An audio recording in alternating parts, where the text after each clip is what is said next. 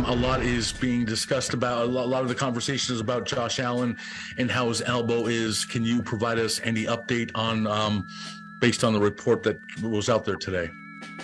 We're just going through it, still evaluating, and we'll see where it goes. I'll know more in the next 24 hours, and then probably be able to check in with you guys back on it on Wednesday again. The one definite thing I can tell you is we all know Josh and how competitive he is, and he loves to compete, loves to be out there with his teammates.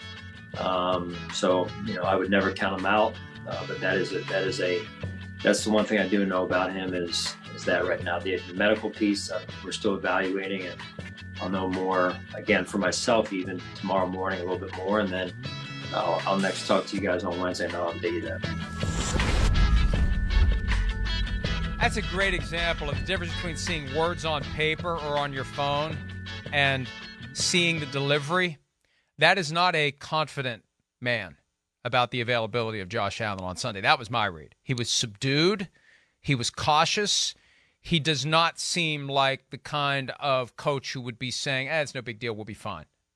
This could be an issue. Short term, I'm not saying long term. I'm just saying based upon, you may disagree with me, but based upon my read of the way he said those things, he's worried right now that they're going to get bad news this morning. Well, I hear you there. It seemed kind of, glum, right? Or is that what the word is? Glum, yeah? Glum. Yeah. Well done. Right. It did. It wasn't what it read like either.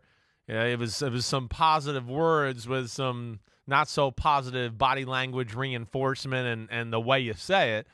And again, I don't know. I'm not going to read too much into that. I hear what you're saying. I see the same thing, Mike. I'm with you. It is also a Monday after a crushing loss to the Jets where they probably look at it and go, man, we screwed up, definitely. And then I'm sure there is some fear. I mean, come on. This is the best player in football. It's him or Mahomes. And everything they do is based around him. They're a Super Bowl team because of him. I mean, he's special that way. And so he knows that, like you talked about in the first segment after we got done talking about Saints-Ravens, is just, hey, they ride him hard. And I don't know if there's any team more dependent on, one guy's abilities than Josh Allen and the Buffalo Bills. They might be number one. Mahomes is up there. We get that. But Lamar is up there. That's why they're special. So that's where that's a huge injury for this football team. That looked painful. Disastrous. That looked painful. And he was still able to uncork. Let's have another look at it. The hit, and perfectly legal. This is what happens, and this is why they protect quarterbacks, because the quarterback is moving against the flow. Everyone is coming toward him, and his body is moving into it. That's why they're considered defenseless. But there's nothing you can do to say you can't hit the quarterback in the arm. They're not going to do that. No. That's a fair and legal and proper hit. It's just stuff happens. It's like the hand gets hit, the fingers get broken. And, Chris, that doesn't look good. And he immediately knew something was wrong. Now, he was still able to uncork, 70-yarder. according to Next Gen Stats, the longest throw of the year. Yeah. And that probably didn't make it any better. Right. To put that stress on his arm right after that. But if I'm a Bills fan right now, this is I am constantly scrolling, checking, PFT, where's the update, holding my breath, saying a prayer, and hoping that Josh Allen will be good to go. And if he does miss time, it won't be much time at all. No, I mean, that's all you can hope for. I mean, yeah, they don't have Josh Allen. It's Super Bowl hopes down the drain.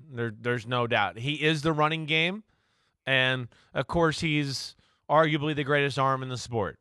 So he did not play well in that game. He did some dumb things. We know that. But, damn, yeah, this would be huge for this football team. And you talked about it just with the Alvin Kamara, and you were talking about that trade and all of that. I mean, yeah, they spread the field. They do quarterback design runs, and they look to throw 40-yard missiles down the field. And that's because of the quarterback and who they got there. And then that allows them and their defense to play aggressive off of it because they just know, hey, wait, we got a quarterback that, hey, we can be aggressive. He'll answer, or, he'll answer and we'll get in a shootout, or we'll be up and we can just unleash the Kraken and rush the passer and be crazy that way. So we'll see where it goes. But, yeah, this is a big-time injury right now. And again, and two, I think added to that, you don't want to deal with this on a week where, wait, we didn't play good at the end of the fourth quarter against the Packers, and Josh Allen didn't play good then, and then didn't play good on Sunday, and now maybe not going to be able to practice this week and deal with that. That's where you worry about it with a 7-1 football team like Minnesota coming into town.